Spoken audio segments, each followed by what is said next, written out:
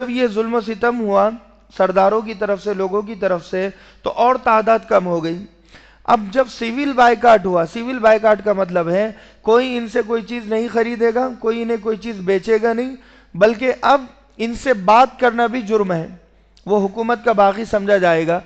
اور اتنا ہی نہیں بلکہ سیول بائیکاٹ کے نام پر تمام صحابہ کو جو اللہ کے نبی کے ساتھی تھے اور اللہ کے نبی صلی اللہ علیہ وسلم کو مکۃ المکرمہ کی حدود سے باہر کر دیا گیا، سرحد کے اس پار کر دیا گیا۔ ایک پہاڑ، اس پہاڑ کے اندر چھوٹی سی گھاٹی تھی جسے شعبہ ابو طالب کہا جاتا تھا، وہاں پر رہنے پر مجبور کر دیا۔ اب یہ جب اتنا ظلم و ستم ہوا تو اور تعداد کم ہو گئی۔ پھر اللہ کے نبی صلی اللہ علیہ وسلم کے ساتھ جو لوگ تھے وہ لوگ ڈٹے رہے، جمے رہے، لگے رہے اس پر۔ اب اللہ چھاٹ رہا ہے۔ ہوتا ہے دین کے معاملے میں بولنے والے آپ آگے بڑھو ہم آپ کے پیچھے ہیں، بہت ملیں گے، لیکن جب پولیس کا ڈنڈا پڑتا ہے یا تکلیفیں، حالات آتے ہیں، پریشانیاں آتے ہیں، تو چھوڑ کر جانے والے وہی ہوتے جو نعرہ لگاتے ہیں، سب سے پہلے وہ چھوڑ کر چلے جاتے ہیں۔ تو جب یہ پہاڑ کی گھاٹی میں گئے تو اب یہ سچے اور پکے ساتھی اللہ کے نبی صلی اللہ علیہ وسلم کے ساتھ تھے، سمجھ میں آ گیا کہ کون اپنا کون پرایا۔ وہاں پر بھوک سے بچے بلبلا رہے ہیں، دودھ پیتے بچے ہیں۔ ماں اگر کھانا کھائے گی تو دودھ آئے گا، ماں اگر کھانا نہیں کھائے گی تو دودھ کیسے آئے گا؟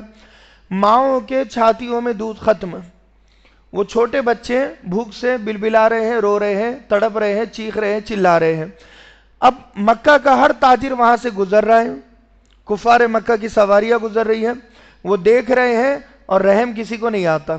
چھوٹے سے بچوں پر بھی رحم نہیں آتا، ماؤں پر رحم نہیں آتا، بوڑھی عورتوں پر رحم نہیں آیا۔ تو انہوں نے درخت کے پتے اور کانٹے چبائے۔ 3 سال نکالے ہیں پہاڑ کی گھاٹی میں، معمولی بات نہیں ہے۔ اگر ہمارا کوئی بائیکاٹ اگر ہمارے محلے میں کر دے نا تو ہم محلہ چھوڑنے پر مجبور ہو جائیں۔ بہت خراب لگتا ہے، بہت برا لگتا ہے دل کو کہ یہ بے عزتی سمجھی جاتی ہے۔ ہم اگر ہمارے ساتھ یہ ہونا تو ہم تو اسلام کو چھوڑنے میں ایک لمحہ بھی سوچیں گے نہیں، میں گارنٹی سے کہہ رہا ہوں۔ اگر ہمارا بائیکاٹ ہندوستان میں ہو جائے کہ بھئی مسلمانوں کا بائیکاٹ، کوئی ان سے کچھ نہ خریدے اور کوئی ان سے کوئی چیز نہ لے نہ دے، ان کا بائیکاٹ، اگر یہ اللہ کو جب تک پکارے گے تو انہیں اناج کا ایک دانہ نہیں ملے گا۔ میں یقیناً گارنٹی سے کہہ رہا ہوں بھگوان کو پکارنے والے زیادہ ہو جائیں گے، اللہ کو پکارنے والے بہت کم ہو گئے، کیونکہ راشن پانی، پیٹ پانی کا مسئلہ ہے۔ بھئی مولانا تم کیا ہے؟ وہ صحابہ تھے، وہ انبیاء تھے، انہوں نے قربانیاں دی۔ تو لہذا سیول بائیکاٹ ہوا، 3 سال تک پتے کھائے، کانٹے چبائے۔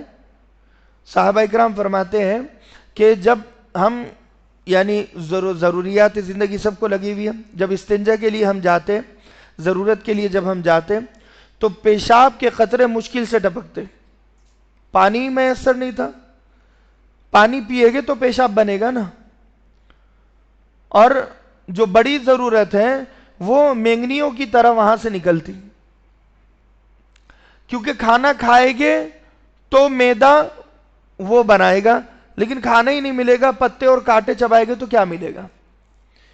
ہم نے کبھی پتے نہیں کھائے، کبھی کانٹے نہیں چبائے، ہمارے اوپر وہ حالات نہیں آئے۔ یہ اللہ کے نبی پر حالات ہیں اور صحابہ پر حالات ہیں۔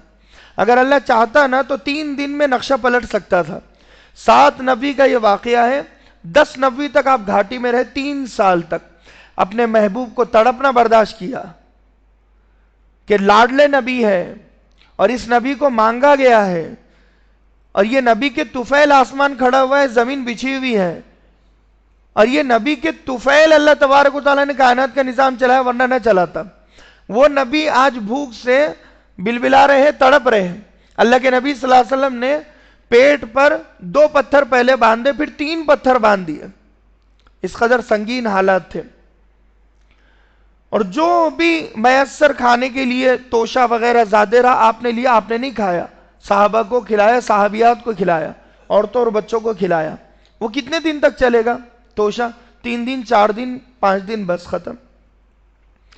3 سال جب ہوئے تو انہوں نے معاہدہ لکھ کر لگایا تھا، ایگریمنٹ، مکۃ المکرمہ کے دروازے پر، کہ اب محمد اور ان کے ساتھیوں سے کوئی بات چیت نہیں کرے گا، اگر بات چیت کرے گا تو وہ حکومت کا باغی ہے، اس کا بھی بائیکاٹ ہوگا۔ وہ جو معاہدہ تھا اس معاہدے کو دیمک نے کھا لیا. اللہ کے نبی صلی اللہ علیہ وسلم کو وحی کے ذریعے بتایا گیا کہ وہ جو معاہدہ لٹکا ہوا ہے اسے دیمک نے چاٹ لیا، کھا لیا. آپ نے اپنے چچا ابو طالب کو کہا، چچا ابو طالب نے سرداروں سے کہا، سردار گھروں سے نکلے اور وہ معاہدے کو جب دیکھا تو واقعتاً پورا معاہدہ دیمک نے کھا لیا، صرف لفظ اللہ باقی ہے. اللہ کے نبی صلی اللہ علیہ وسلم کو کیسے پتہ چلا؟ یہی آپ کے نبوت کی دلیل تھی، کیونکہ آپ تو مکہ کے باہر ہیں، پہاڑوں میں ہیں، تو مکہ کے اندر کیا ہو رہا ہے وہ کیسے پتہ چل گیا؟ اور لفظ اللہ کا نام صرف باقی تھا.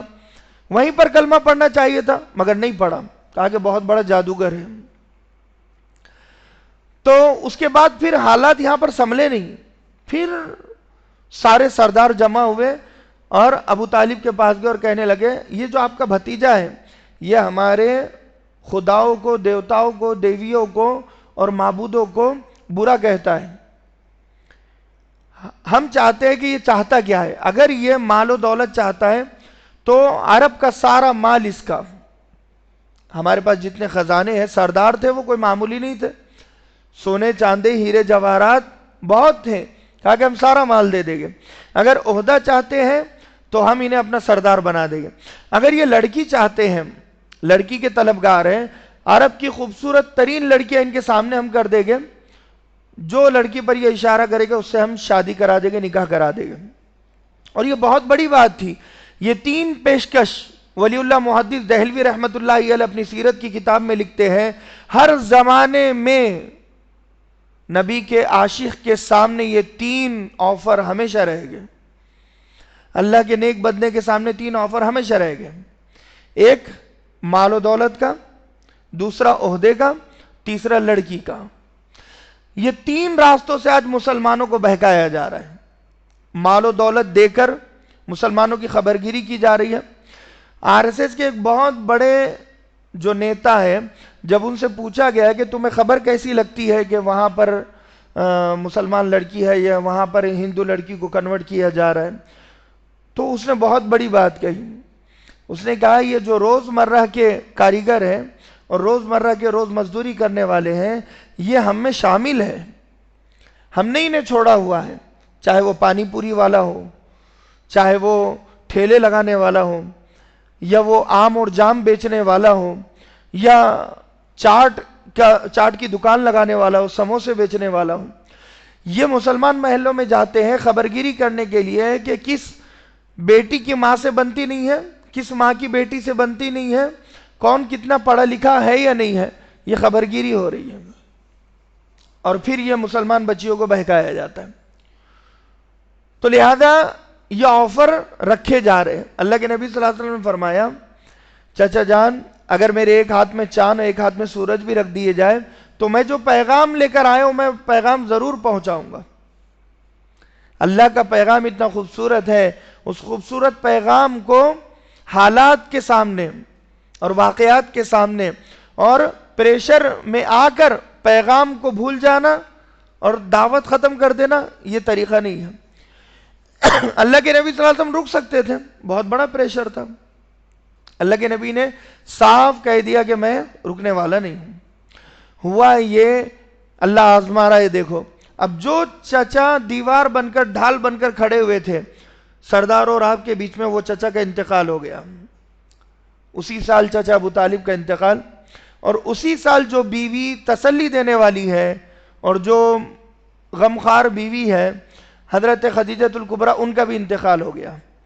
اس سال کو اللہ کے نبی نے عام الحزن کا نام دیا کہ یہ میرا غم کا سال ہے. اللہ کے نبی صلی اللہ علیہ وسلم بہت رنجیدہ ہوئے، بہت دل برداشتہ ہوئے اور بہت غم اور افسوس میں. اللہ کے نبی صلی اللہ علیہ وسلم نے کہا کہ چلو یہ نہیں مانتے کوئی بات نہیں، میں باہر والوں کو سمجھاؤں. اب مکہ حجاز مقدس سے باہر نکلے، آپ عرب کی سرزمین سے باہر سفر طائف کیا. طائف کی طرف جب آپ گئے وہاں دیکھا تین بھائی ہیں، تین قبیلے، تین سردار ہیں، سب اپنی اپنی چلا رہے ہیں اپنی اپنی جگہ پر.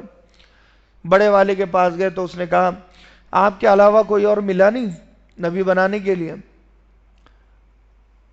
بے عزتی کی.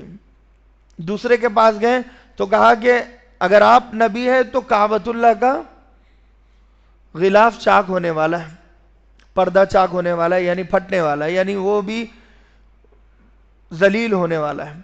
تیسرے نے کہا کہ اگر آپ نبی ہے تو میں آپ سے بات اگر کروں، کچھ کہوں تو گستاخی ہو جائے، اور اگر آپ نبی نہیں ہیں تو میں جھوٹے آدمی سے بات نہیں کرنا چاہتا۔ جب اللہ کے نبی پلٹ کر جانے لگے، اوباش بچوں کو پیچھے لگا دیا، وہ بچے پتھر مار رہے ہیں، پیروں پر پتھر پڑے اور نالین مبارک خون میں تر ہو گئے، جوتے مبارک آپ کے، کیونکہ ایسے ہی خون نہیں نکلتا۔ یہ میرا بولنا آسان، سننا آسان آپ کا۔ ایک جگہ پر جب پتھر بار بار پڑتا ہے نا تو پھر خون کا فوارہ نکلتا ہے۔ تو اللہ کے نبی صلی اللہ علیہ وسلم جب راستے سے چلتے تو ذکر و اذکار اور دھیرے سے چلتے، اور پیچھے سے پتھر پڑ رہے ہیں، ایک ہی جگہ پر مسلسل پتھر کیوں پڑ رہے ہیں؟ تاکہ یہ گر جائے، چل نہ پائے۔ اللہ کے نبی گرتے اٹھتے گرتے اٹھتے، اس طرح آپ نے طائف کی اس وادی سے نکلنا چاہا اور وہیں پر دعا مانگی، اللہم انی اشکو الیک ضعف قوتی وقلت حیلتی وہوانی علی الناس۔ اے اللہ، تو نے کن لوگوں کے مجھے حوالے کر دیا؟ کیا تم مجھ سے ناراض ہے؟ اسی لیے تو نے مجھے ان لوگوں کے حوالے کر دیا۔ اگر تو مجھ سے ناراض ہے، جب تک تو راضی نہ ہو جائے میں خاموش نہیں بیٹھوں گا۔ تجھے راضی کرنا زیادہ ضروری ہے۔ دیکھو پتھر پڑ رہے ہیں، تڑپ رہے ہیں، نبی ہیں، خاتم النبیین والمرسلین ہیں، طٰہٰ و یاسین مزمل و مدثر ہیں۔ اگر اللہ چاہتا تو بغیر پتھر پڑے ہوئے پورے کلمہ پڑھ لیتے۔ پتھر پڑے ہیں، خون نکلا ہے، آنسو نکلے ہیں، تڑپ سے دعا نکلی ہے۔ اللہ نے دعا قبول کی۔ دو فرشتے آئے، کہا کہ اللہ کے نبی حکم دے ہم دو پہاڑوں کو آپس میں ملا دیں۔ دوسرا کہنے لگا زمین آسمان کے برابر میں اٹھاؤ اور پٹک دوں۔ اللہ کے نبی صلی اللہ علیہ وسلم نے کہا نہیں، اللہم اہدی قوم فإنہم لا یعلمون، اے اللہ میری قوم کو ہدایت دے دے، یہ مجھے جانتے نہیں ہیں، اگر جانتے تو مجھے مانتے۔ وہی طائف کے جو نسل تھی، اس نسل سے اللہ نے بہت بڑا کام لیا ہے آگے چل کر۔ تو اللہ کے نبی صلی اللہ علیہ وسلم بہت خون میں لت پت تھے، پریشان ہوئے، حضرت ام ہانی کے گھر پر آئے اور راستے میں بار بار ایک ہی جملہ کہہ رہے ہیں، اے اللہ میرا بھی کوئی دوست ہوتا، میرا بھی کوئی یار ہوتا، میرا کوئی غمخوار ہوتا، جس کے کندھے پر سر رکھ کر میں روتا، اپنے حالات بیان کرتا کہ میں کتنا پریشان ہوں، کتنا دل برداشتہ ہوں، میرا دل ٹوٹ چکا ہے، میری رگیں پھول چکی ہے، میرا دل بے چین ہے۔ اللہ کے نبی رو رہے ہیں۔ حضرت ام ہانی نے سمجھایا، مگر اللہ کے نبی صلی اللہ علیہ وسلم اپنے کمرے میں گئے، حجرے میں گئے اور جا کر بار بار ایک جملہ کہہ رہے، اے اللہ میرا بھی کوئی دوست ہوتا۔ اور نیند لگ گئی۔ نیند لگی ہے تو اللہ کی رحمت کو جوش آیا، حضرت جبریل امین علیہ السلام کو بھیجا۔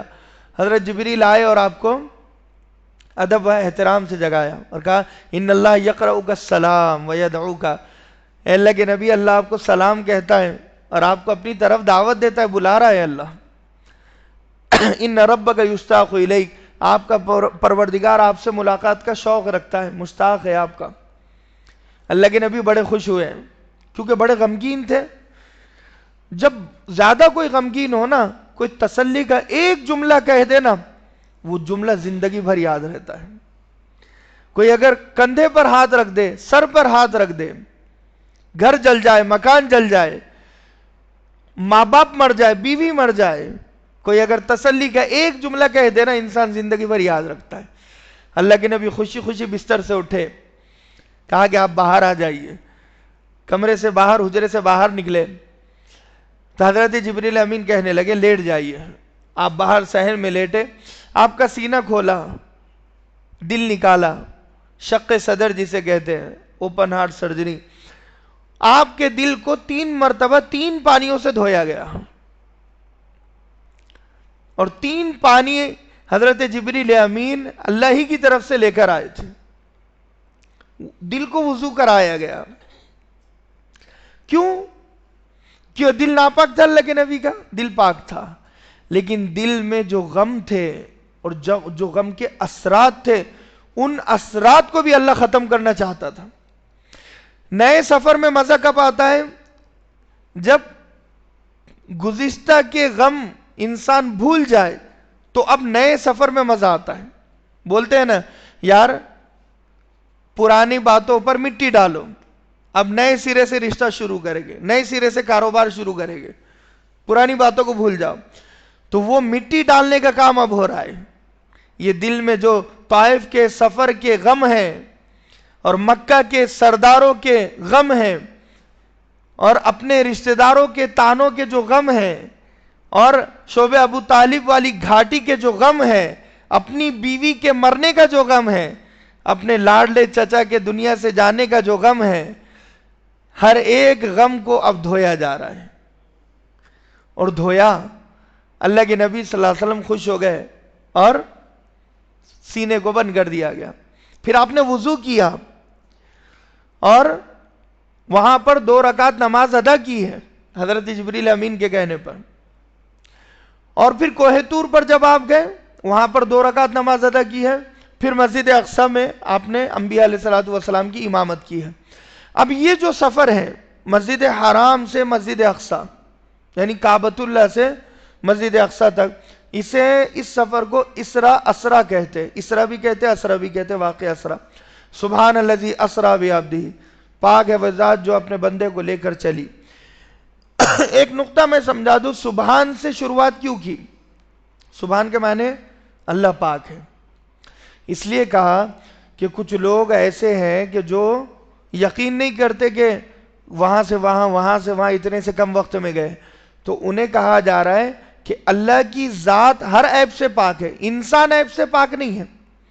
اگر نبی خود جاتے تو رفتار، سوار، سواری سب پر سوال اٹھ سکتا تھا، مگر سبحان سے آیت کی شروعات کی ہر سوال کو ختم کرنے کے لیے کہ انسان کا یہاں سے وہاں جانا مشکل ہے مگر اللہ کا لے جانا مشکل ہے نہیں ہے. میرا یہاں سے ناندیڑ جانا مشکل ہے لیکن اگر اللہ چاہے تو آسان ہے.